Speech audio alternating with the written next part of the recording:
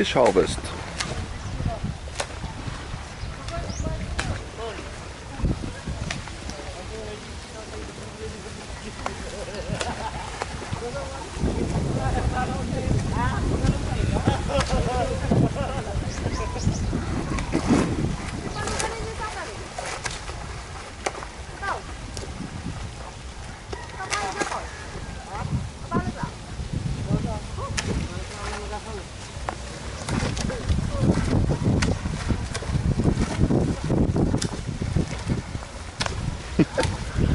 It's jumping, huh?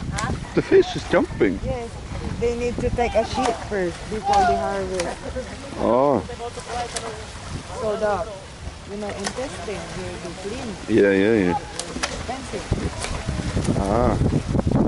So that's why they are stressing it like this. They don't have to stress it. Oh. Okay. In the head.